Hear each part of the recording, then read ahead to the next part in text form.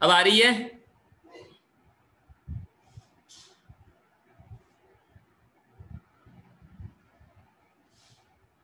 देखो यहाँ सुनना, मैं ना यहाँ पे वो सारे टॉपिक्स लिख रहा हूँ एक बार जो हमने अब तक कर लिए हैं, वो सारे टॉपिक्स लिख रहा हूँ जो हमने अब तक कर लिए हैं। ठीक है, अब इन टॉपिक को देख के अगर आपको किसी टॉपिक में मेजर प्रॉब्लम है तो जस्ट टेल मी कि हाँ ये टॉपिक तो हमें बिल्कुल ऊपर से गया है, ऐसा कुछ है, इसमें कुछ भी आइडिया नहीं लग रहा है। मैं रिवाइज सारे कराते जा रहा हूँ, एक बार रिवाइज सारे करूंगा, बट जो ऐसा कोई टॉपिक है तो उसको और तरीके से और ढंग से और डिटेल में जाके करेंगे हम लोग। ठीक है, तो अब ध्यान से सुनते जाओ मेरी बात को। सबसे पहले होल्डिंग पीरियड देख लिया, नेचर ऑफ कैपिटल गेन, क्या calculation capital gain, index cost of purchase और index cost of improvement. I don't think कि यहाँ तक किसी को प्रॉब्लम होगी। फिर हमने कॉस्ट देखी थी, बोनस शेयर की, राइट शेयर की, इंटेंजिबल एसेट की। फिर एक पॉइंट पढ़ा था डिबेंचर और बॉन्ड्स का, एक पॉइंट पढ़ लिया था। ठीक है, फिर हमने एक पॉइंट किया था डीम्ड सेल का। फिर हमने एक पॉइंट किया था डीम्ड सेल का। ठीक है, उसमें क्या था,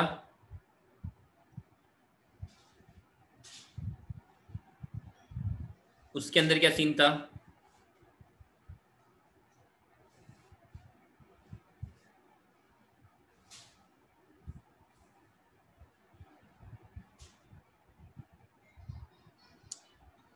ठीक है, डीम्ड सेल में पॉइंट था सबसे पहले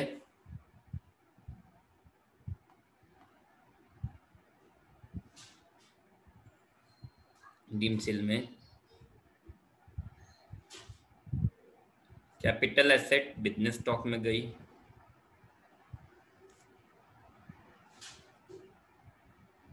कैपिटल एसेट आपने फर्म को दे दी। फिर इसके बाद में क्या बोलते हैं,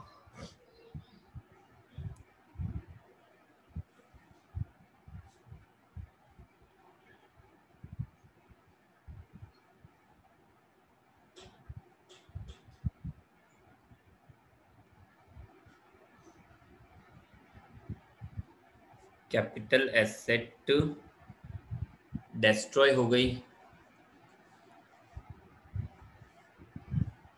ठीक है, देन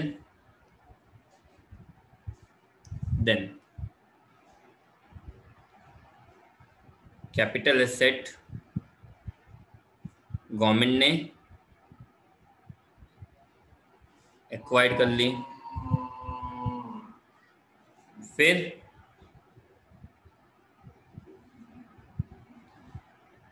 बिजनेस स्टॉक को कैपिटल एसेट में स्विच करा और फर्म डिसॉल्व हो गई और एसेट किसको मिल गई, पार्टनर को। ठीक है, तो इतने सारे पॉइंट यहां से हमने कर लिए थे। एक बार इन्हीं पॉइंट्स को हम लोग एक बार अच्छे से रिवाइज कर लेंगे तो बहुत है एक बार। ओके, तो अभी मैं पॉइंट ले रहा हूं बोनस शेयर का। ठीक है, पहले पॉइंट किसको उठा रहा हूं मैं, बोनस शेयर्स का।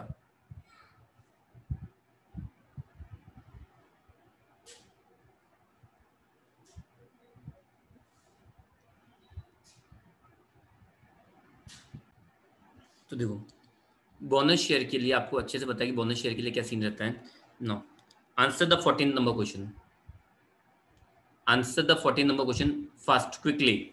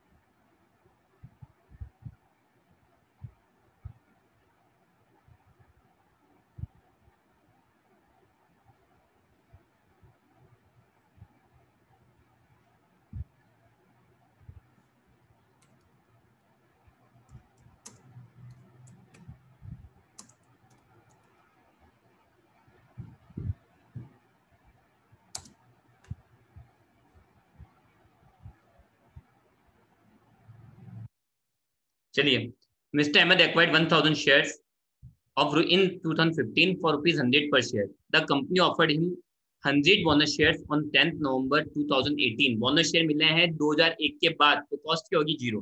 बोनस शेयर का रूल क्या था? अगर 2001 से पहले मिलते हैं, 2001 से पहले मिलते हैं, 2001 से पहले मिलते हैं तो 2001 की मार्केट वैल्यू लेनी है, और अगर 2001 के बाद मिलते हैं तो 0। Answer the 15 number question quickly. Answer the 15 number question.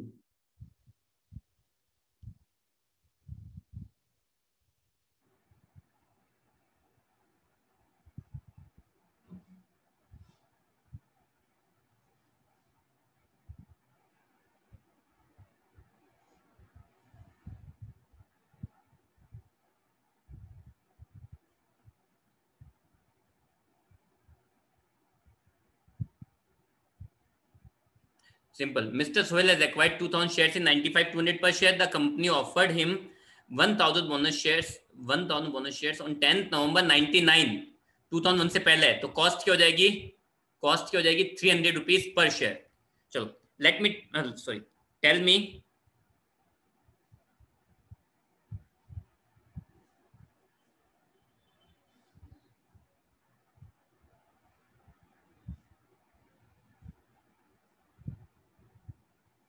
calculate capital gain if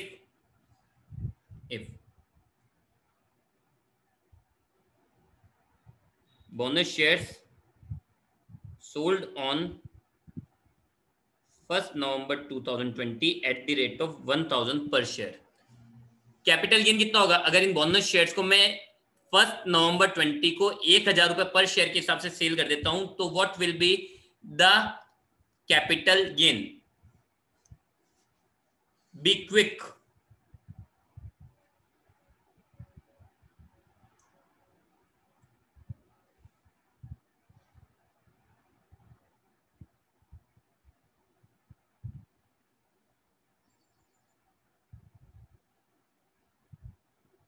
be quick.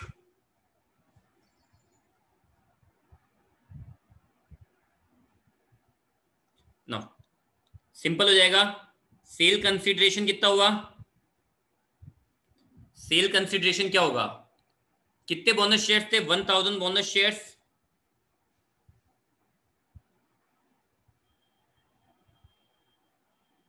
Into 1000 पर शेयर, कितने हो जाएंगे? 10 लाख। ठीक है, less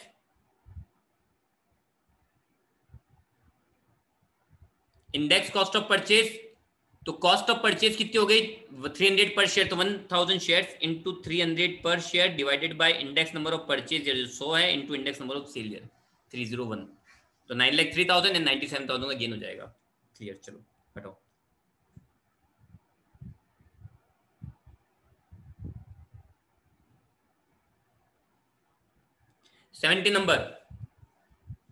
question number 17।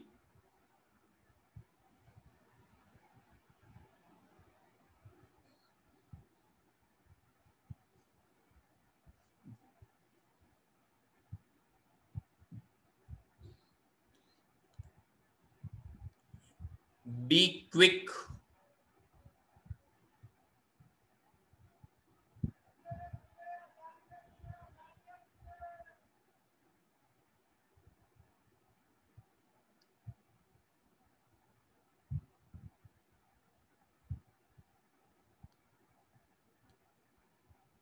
Cost of improvement का क्या पॉइंट था?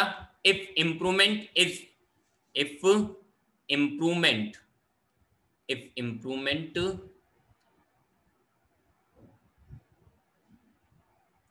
if improvement is done before 2001 then ignore, और 2001 के बाद किया तो कंसिडर करना है, तो कंसिडर क्या होगा? केवल 5 लाख।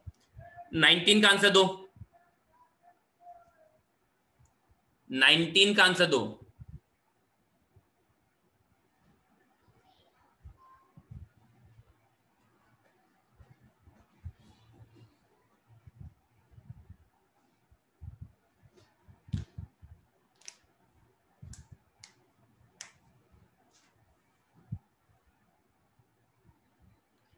उर्वी, नील या नन?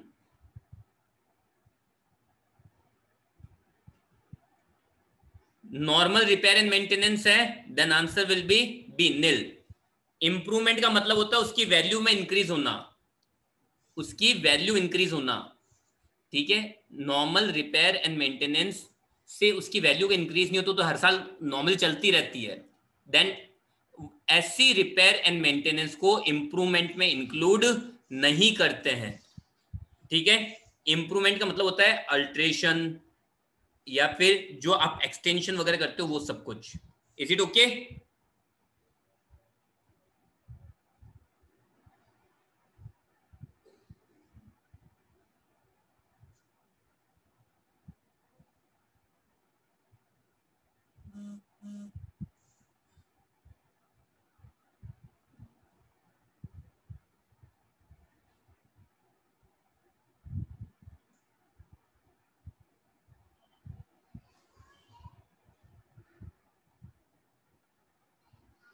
Question number 38 and 39।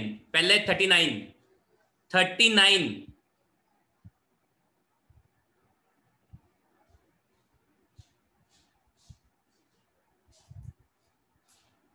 39।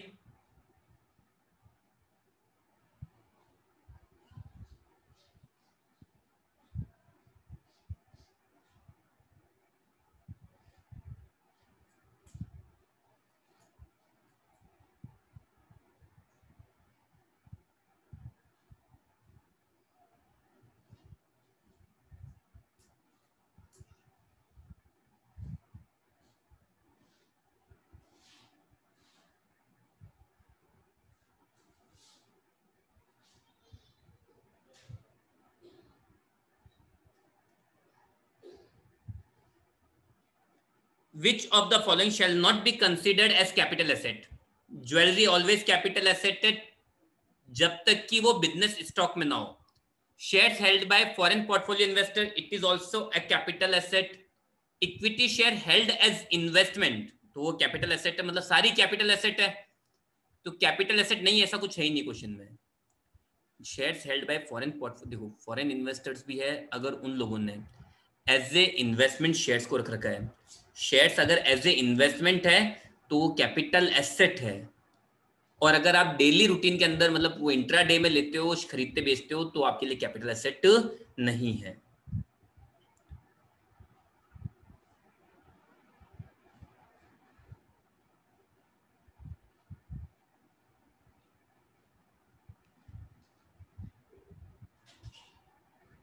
यश,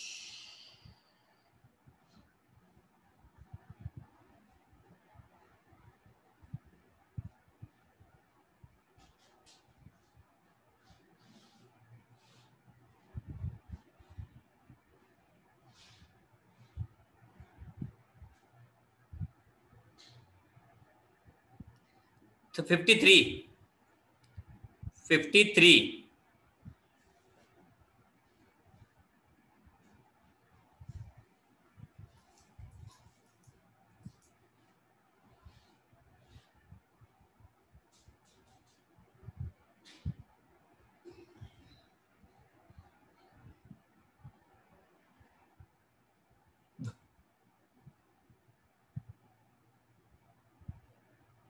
चलो, मैं 2 मिनट के लिए इसको चेंज कर रहा हूं, मैं इसको अल्टर कर रहा हूं, यहां पे कर रहा हूं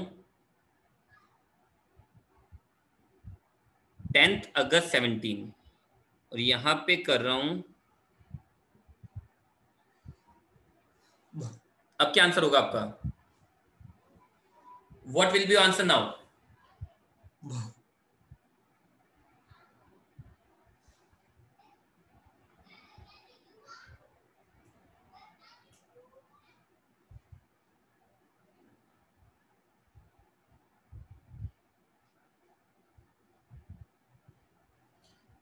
चलो, आपने ड्यूरेशन कब से कब तक चेक करा? सुनना मेरी बात को, ड्यूरेशन कब से कब तक चेक करा?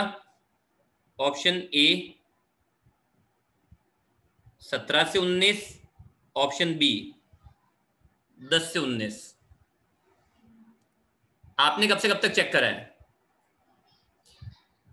ऑलवेज जब प्रॉपर्टी हमने परचेज की है वहां से सेल तक का ऑलवेज बी कंसिडर करते हैं। चलिए ठीक है।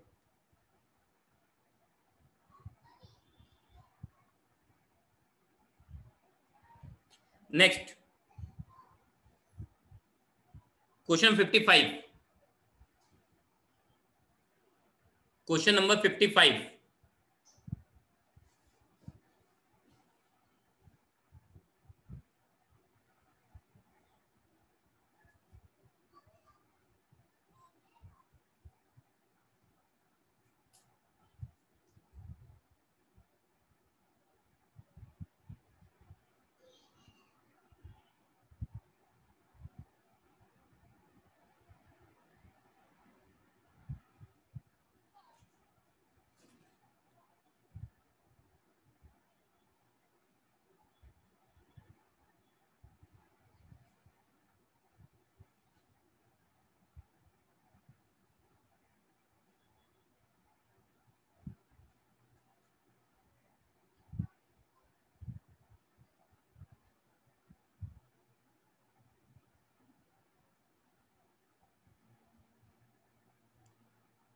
राइट शेयर्स का जो होल्डिंग पीरियड होगा, समझना मेरी बात को ना, इसका एक एग्जांपल देके समझाता हूं मैं।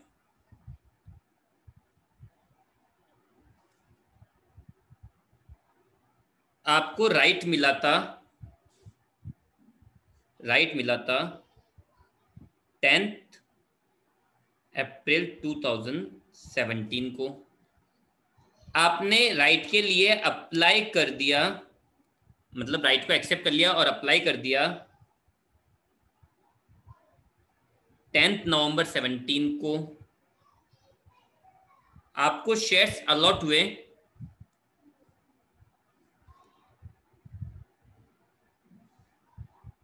1 फरवरी 18 को। इन सबको एक एक साथ बढ़ा देते हैं, 18 और 19। और आपने वो सेल कर दिए, आपने अपन अप्लाई करते हैं ना शेयर्स के लिए, एप्लीकेशन नहीं देते हैं कि हाँ शेयर्स मुझे खरीदने, एप्लीकेशन देते हैं। तो हमने एप्लीकेशन दी थी कंपनी को, 1 नवंबर 18 को हमने एप्लीकेशन दी थी, ठीक है, कि भाई हमें राइट शेयर खरीदने हैं, और मैंने सेल कर दिया उसको। तो मुझे गेन कौन सा होगा, शॉर्ट टर्म या लॉन्ग टर्म?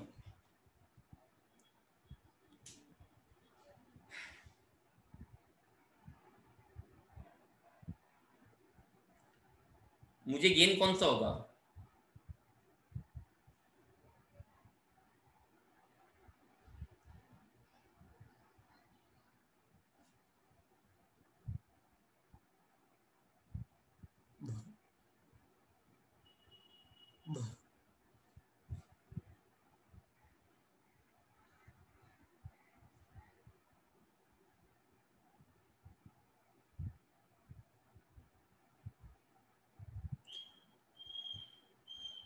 ये अनलिस्टेड शेयर्स हैं, आई रिपीट, ये अनलिस्टेड शेयर्स हैं,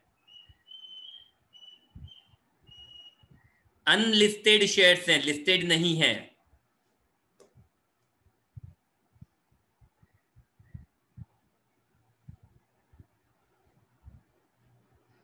अनलिस्टेड शेयर्स हैं।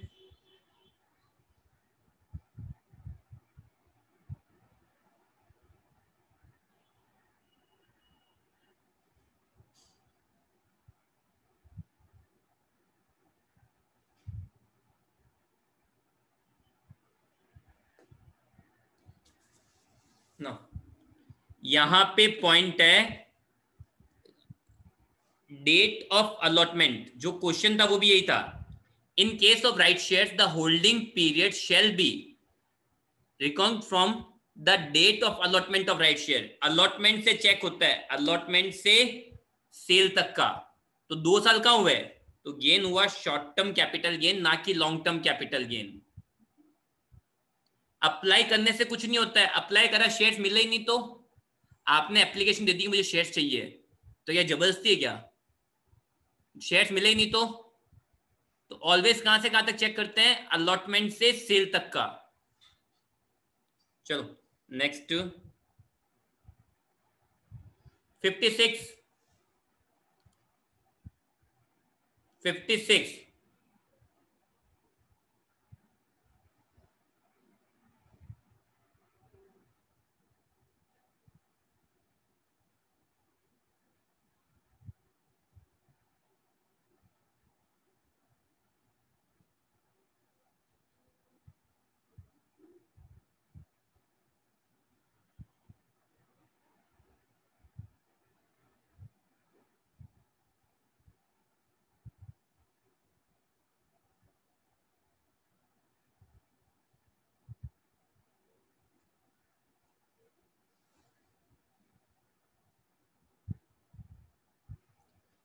मैं आपको समझाता हूं, एक एग्जांपल वापिस समझते हैं, इसको भी एक एग्जांपल समझते हैं। उर्वी को कंपनी ने राइट दिया था 1 मई, उर्वी अपने ऊपर लेके समझना ना इसको, 1 मई 2018 को। ओके, इसके बाद में उर्वी ने क्या करा? उर्वी ने सोचा यार इसका कोई मतलब तो है नहीं। उर्वी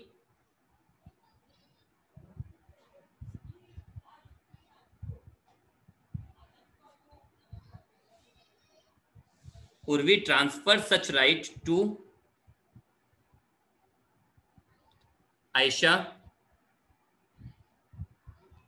ठीक है, उर्वी ने आयशा को राइट ट्रांसफर कर दिया 1 जुलाई 18 को। उर्वी ने वो राइट आयशा को ट्रांसफर कर दिया 1 जुलाई 18 को। ठीक है, और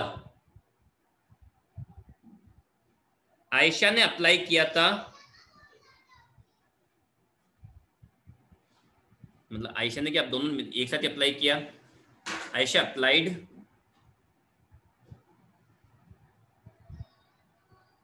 थ्रू उर्वी, उर्वी के थ्रू अप्लाई किया है 1/12/2018 को, और अलॉटेड हुआ था